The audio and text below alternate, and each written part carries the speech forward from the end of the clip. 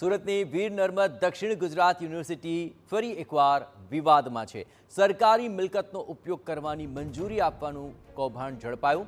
જો ખાનગી એકેડમીને અનઅધિકૃત રીતે એથ્લેટિક્સ ટ્રેકનો ઉપયોગ કરવા મંજૂરી અપાય છે। 9 મહિના અગાઉ યુનિવર્સિટીના કર્મચારીની બોગસ સહી કરીને આ કૌભાંડ આચરવામાં આવ્યું। ખાનગી કોચે મહિનાઓ સુધી સરકારી મિલકતનો અનઅધિકૃત ઉપયોગ કર્યો। ખોટી સહીઓથી બોગસ આઈ કાર્ડ બનાવનારી એકેડમીને ફરી મંજૂરી પણ અપાય। આ સમગ્ર ઘટનાથી યુનિવર્સિટીની પ્રતિષ્ઠા દાવ પર મુકાય છે।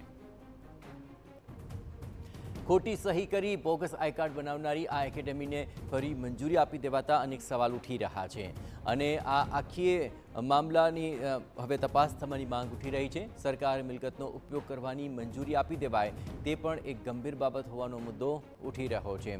સરકારી મિલકતનો ઉપયોગ કરવાની મંજૂરી છે, બોગસ સહીઓ કરીને જે કામો આલોટ કરાયા હતા તેને લઈને પણ હાલ સવાલ ઉઠી રહ્યા છે।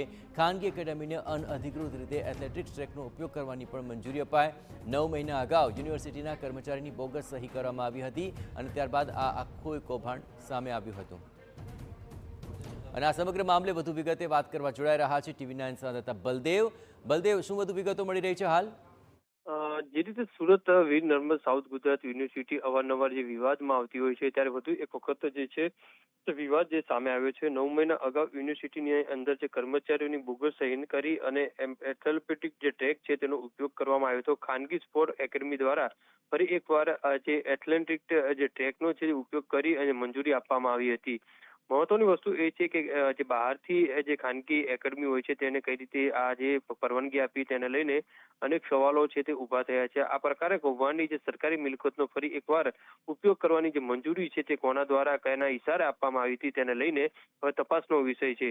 જોકે કોચે મહિનાઓ સુધી નકલી રસીદોનો ટ્રેકનો અનધિકૃત ઉપયોગ કર્યો હોવાની જે દાવો છે તે કરવામાં આવી રહ્યો છે। ખોટા સહી સિક્કા બોગસ આઈ કાર્ડ બનાવી અને એકેડમીની જે ફરીથી મંજૂરી અપાઈ હતી।